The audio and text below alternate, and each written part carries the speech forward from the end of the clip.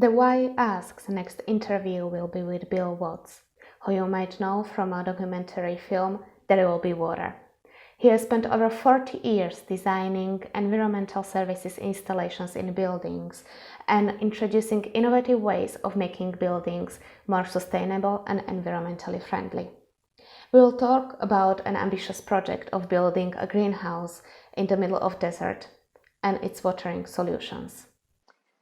Okay, so my first question is, can you describe the project we could see in the film There Will Be Water? Where did it start and what was your involvement? Mm-hmm. Okay. Well, I think it started with there's an inventor called Charlie Padman who worked with greenhouses and salt water quite a bit, and an architect, Michael Borlin. And they were conceiving of an idea where you take a desert area which is very rich in sunlight, but doesn't have any fresh water, but you do have salt water. So you combine solar energy with salt water, desalinate the water, and you use the solar energy to grow plants in a greenhouse, and use the evaporation of the brine that comes off the desalination process to cool the greenhouse. So the intention is you get energy, fresh water, produce in a sort of cyclical way. So that was the idea. And they invited me to join them to sort of add some numbers to the whole process, and some engineering credibility to it. And it was very enjoyable. We had a great time. It was pub talk, really.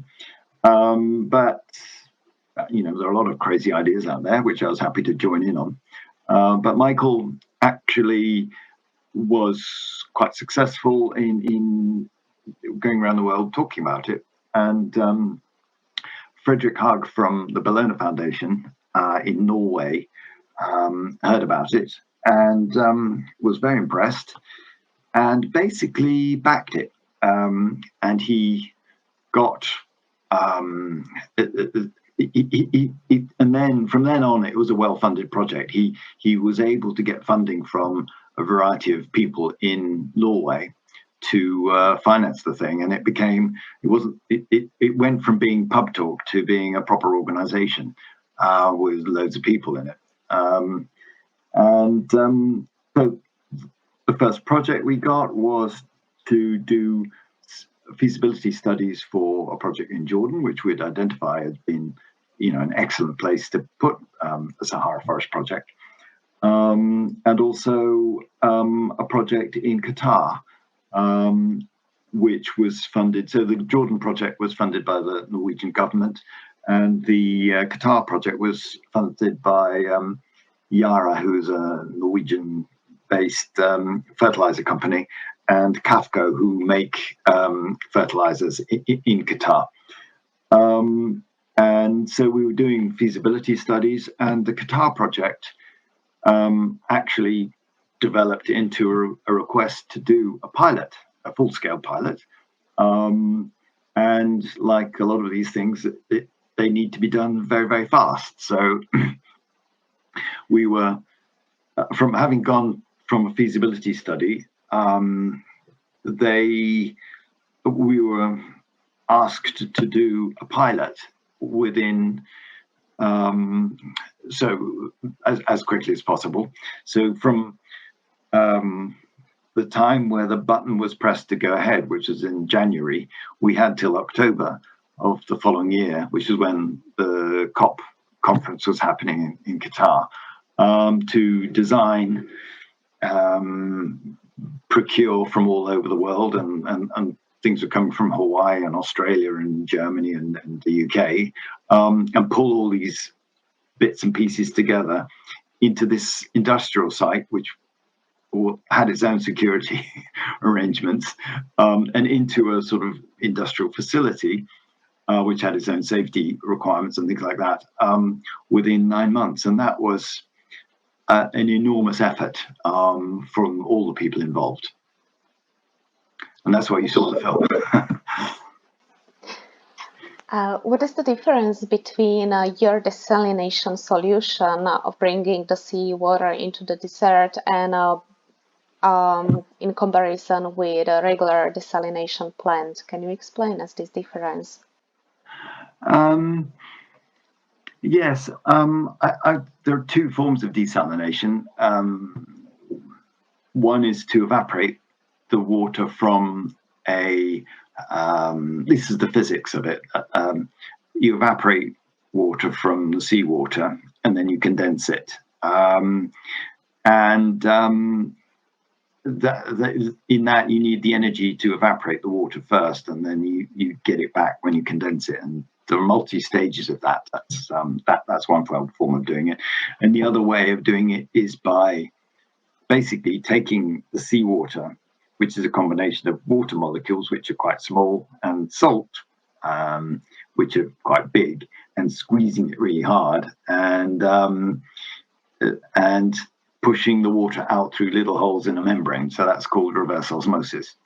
So those are the two, and that needs a lot of pumping power to squeeze the water through the membrane. So those are the two ways of doing it. So we were using in our scheme heat from the big solar collectors that you see in the project to drive a multi-stage distillation process, and we were using what we call the hedges, those big cardboard things around the planting, to provide the cooling to condense the water as it came out. So that's how it differed from a normal one. But basically, we were taking a conventional process and adopting it to solar energy, and on the one hand, and evaporative cooling using salt water on the other. Is it possible to say which option is better?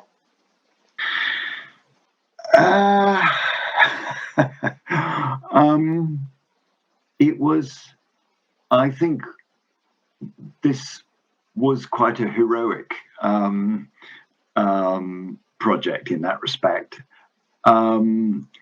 I think, I don't think I'd do it again like that. And the one that we did in Jordan, subsequently, we went for a reverse osmosis process, which is more to do with the industry standard. But we found out what the issues were behind it. I think if you do have a lot of waste heat, the evaporative way might be better, but I think the industry is now going with the reverse osmosis, and it's just getting better and better. So thanks for the question, but I think we found out what the differences are, and I know where I'd go now. What do you do with the remaining salt from the desalination process? Yes, well, that is a consistent issue, and it's a problem for all desalination systems. We were looking to in the pilot. We didn't have. Basically, what happens is that the seawater comes in at about 3.5%, 4% salinity. Then we get fresh water out of it, and it comes out of that process as about 7%. We then use that brine water for cooling the greenhouse, because you can still evaporate water from brine. So we ran that brine over the pads and used it for cooling the greenhouse, and also for cooling the desalination process. And then it comes out at 12, 13% salinity. And then you need to put it in, if you can either put it back in the sea, which we did to a large extent with the CAFCO scheme, because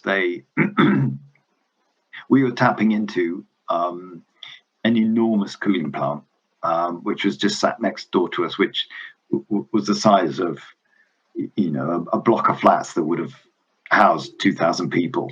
That was just cooling their industrial process, and they had this a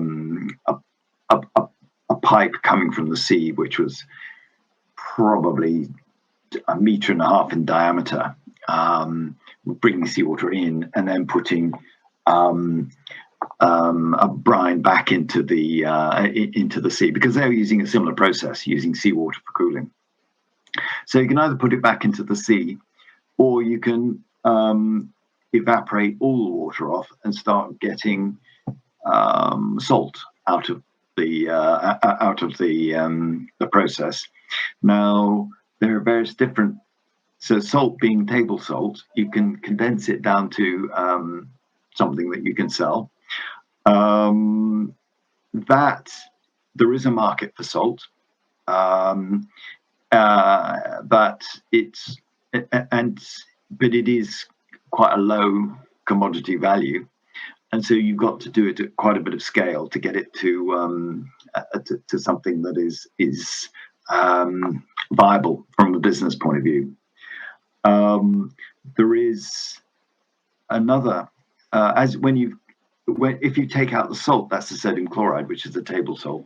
You've then got a very rich mixture of magnesium chloride, which, if you condense that out, that does have that has a higher value. And we were talking to people who were interested in taking that out and making pure magnesium oxide that could be used for the aircraft industry. And then there are other trace elements that you get. Once you've taken out the water, you've got a more and more concentrated brine that you can deal with. But coming back to the main question, what do you do with the salt? It's not easy.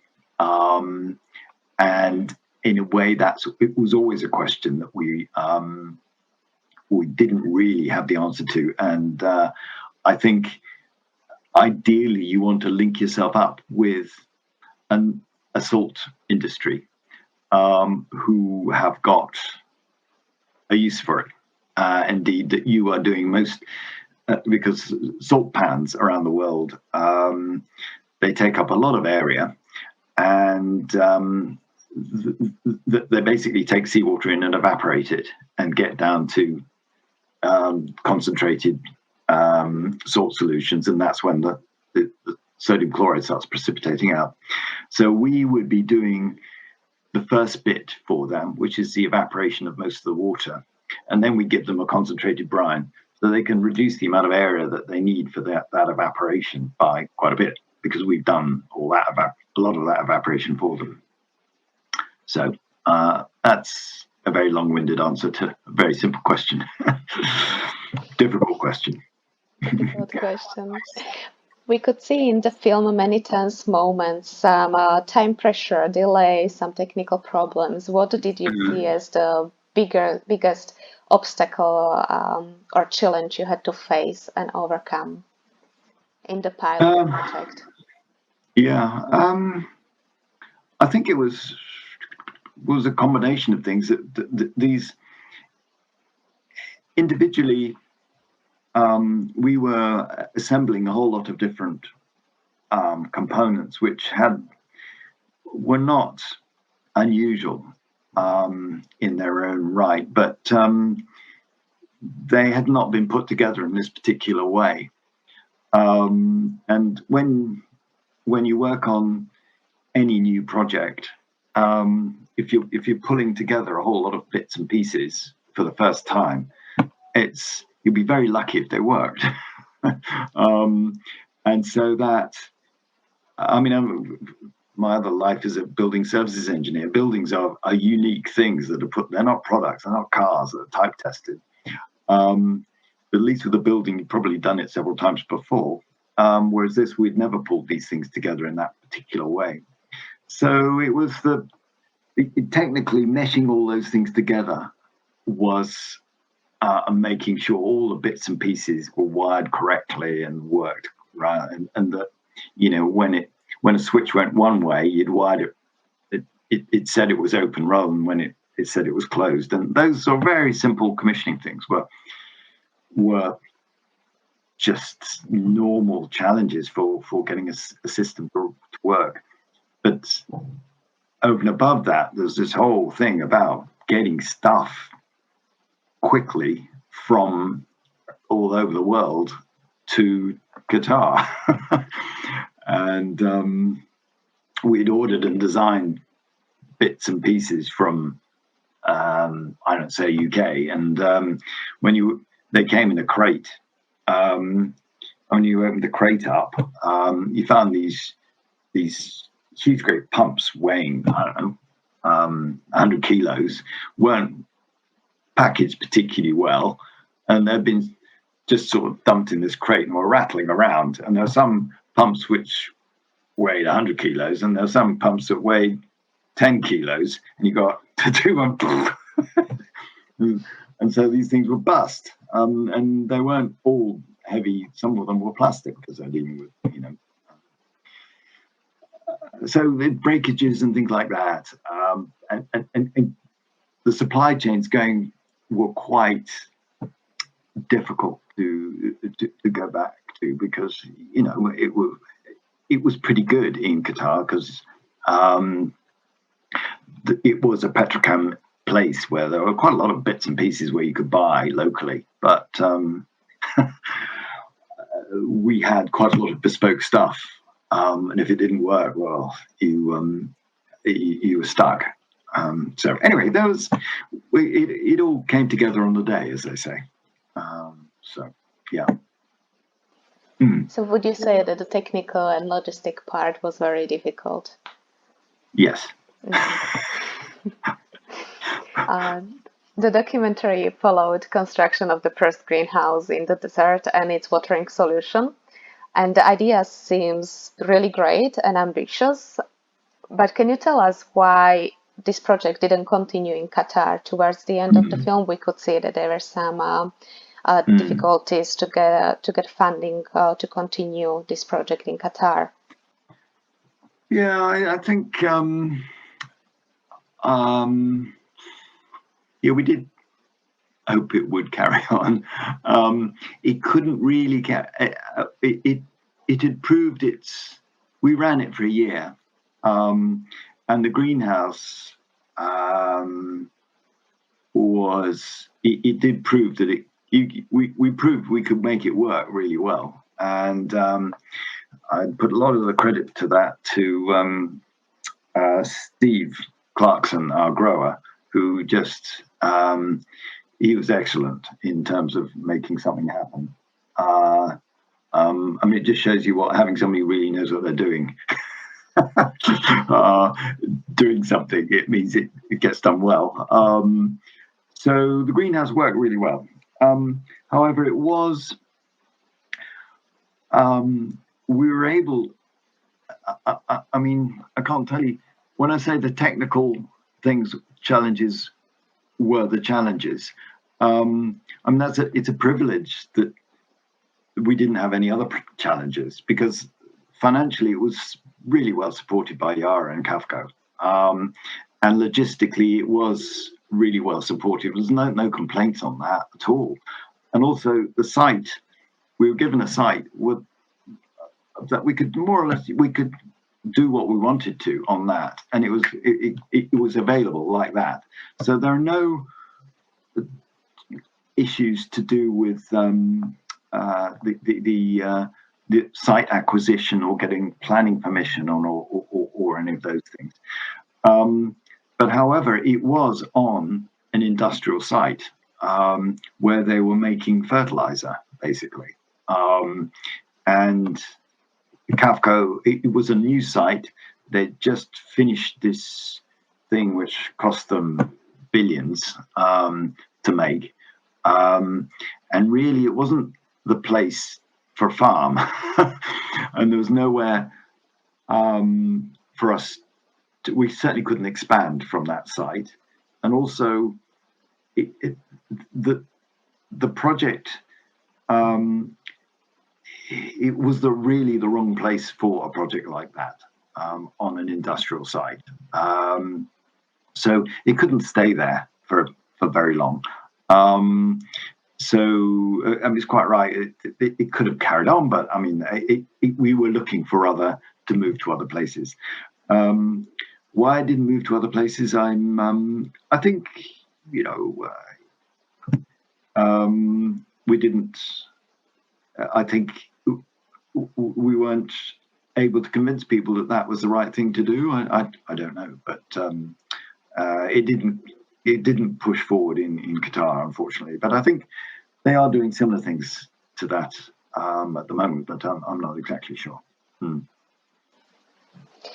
It seems unbelievable because we proved that the project was success. So it seemed to be very disappointing when I watched the movie to see that it didn't continue in there.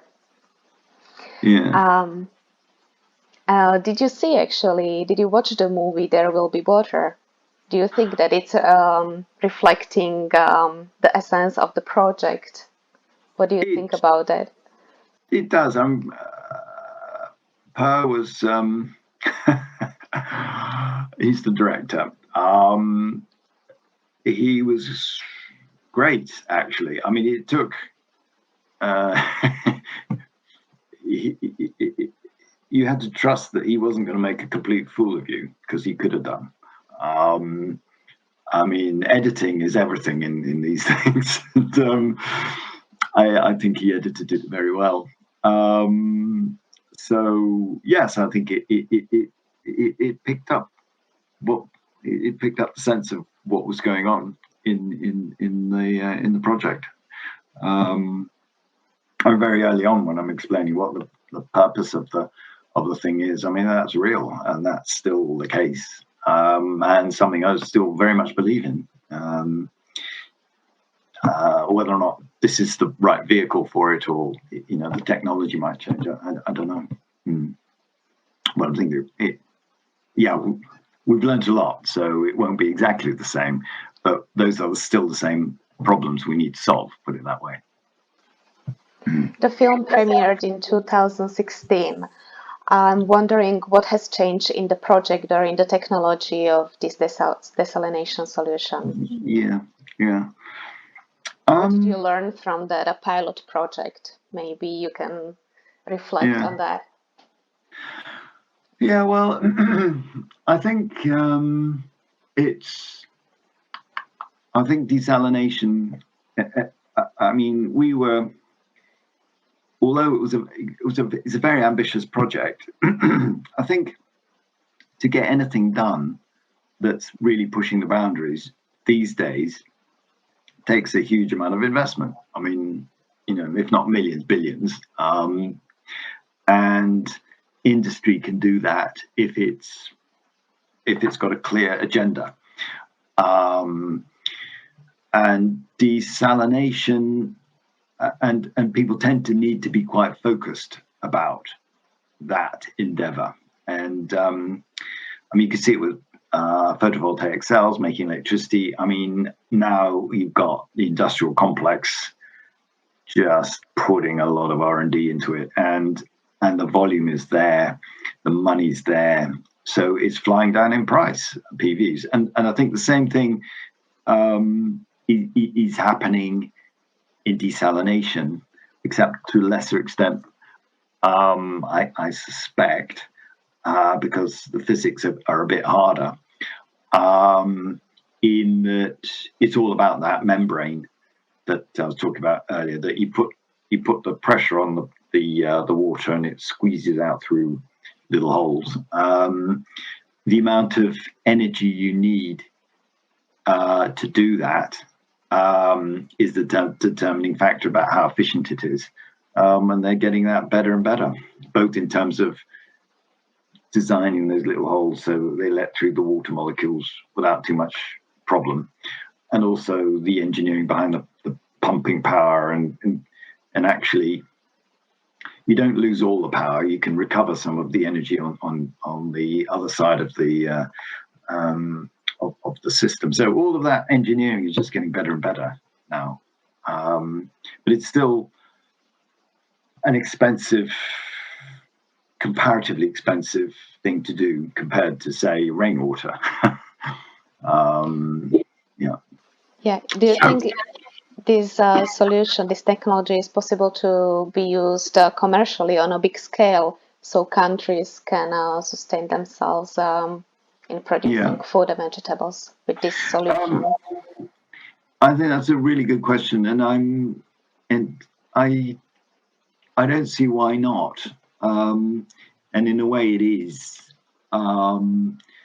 Reverse osmosis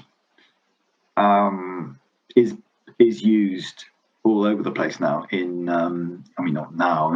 It has been for a long time in greenhouses to deal with brackish water. That's to say, so seawater is what, 3.5%. But brackish water, groundwater, is getting salinated due to over extraction and stuff like that. And the reverse osmosis just takes it from. It can deal with any concentration of salt, but the less salt there is in it, the more efficient the process is. That is to say, you don't need so much energy to get fresh water. And kind of as a matter of course, where we're using groundwater, they use RO to reverse osmosis to provide clean water and desalinated water for their crop. Greenhouses are used around the world. The thing that is perhaps used or not is to use brine. So not to use fresh water to cool the greenhouse, but to use brine. I don't see why that isn't used around the world. And it's certainly good. So all those elements could be used in some form or another. But the horticulture is a big industry, and you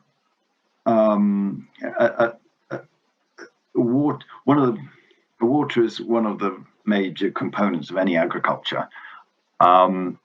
If you have to pay for it, then it limits what it sets a threshold on how much value you need to get out of that cubic meter of water. So it tends to be used on high value salad crops and things like that. But even that, you need a customer base who's prepared to pay a reasonable amount for those crops. So in very poor areas, they don't pay a premium for nice, cherry tomatoes and things. So unless those people have a market to sell on to, the middle classes or what have you, it's difficult to see how that capital can recoup the investment cost, basically. So does it have a role? Yeah, technically it does. But you need to create the business case for it. And as it's just like with any other investment, you need a market which will pay for the investment. And the market for salad crops is variable, put it that way, on what, and it's to do with the income capacity of the people buying it. Yeah. The film also talks about biomimicry, that's finding solutions and designs to complex human problems in nature. Do you think biomimicry is the future of engineering? Should engineers move towards looking for solutions in nature?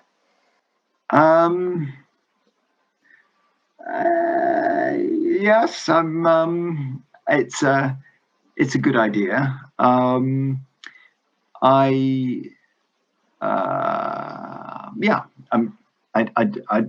It's good to get inspiration from wherever you can, put it that way. Actually, what I'd like to do is to manage biology, which is indeed what horticulture is, to get it to do what you want, rather than copying it, which is a slightly different view to that. But yeah, that's another topic. Could you maybe give a quick example?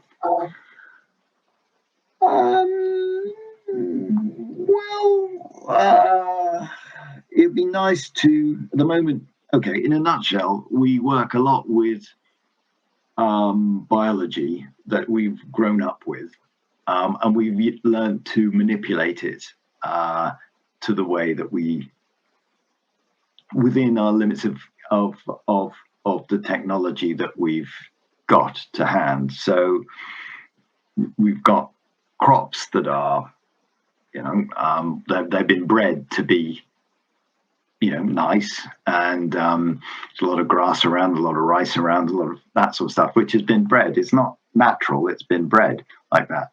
Now we've got other tools to genetically enhance it, which, has got some issues behind it. And then on other things like wood or structures, it's been bred to do certain things, but for that thing, but wood is not used when it's alive, it's used when it's dead. And you grow it, and then you cut it up, and you put it into a table or something. So I think it'd be quite cool if you could control that growth, so it grows to what you want it to.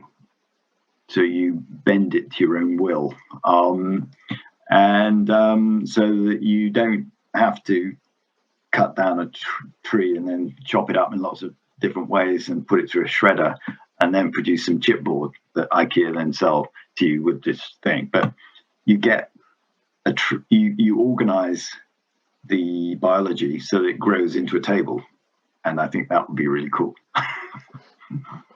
Very interesting. Yeah, I don't know if you call that biomimicry, but it's more, direct. My last question would be if you have any advice for future aspiring engineers.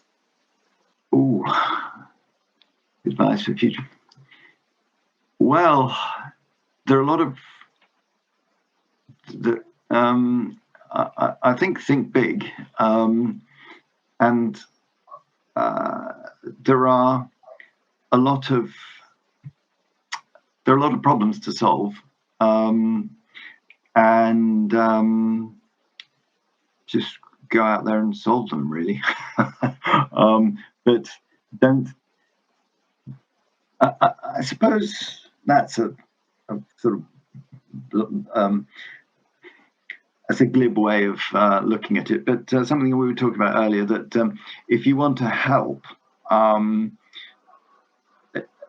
don't think that I think you need to understand what the problem is at a number of levels, and those can be social and political, and those are equally important, if not more so, than the actual idea. So whatever the idea is, it's got to be scalable, or and it's also got to be accepted. And there's another film that's come out. Well, there's that. Something that I find quite inspirational is a film called Padman, which is about a chap who got made in India making sanitary pads. I mean, an amazing bit of technology that just needed to happen, but because of whatever the taboos and things like that, there's a whole sector of society who were under who weren't being catered for by a product, and he pulled together a product that sold them very cheaply and something like that. So keep your eyes open for issues that need solving, and then really try to get to grips with what the issues are. But don't be surprised if you come across a whole lot of problems that aren't anything to do with the technology. You've got to take people along with you. So, yeah. But good luck. is the main thing.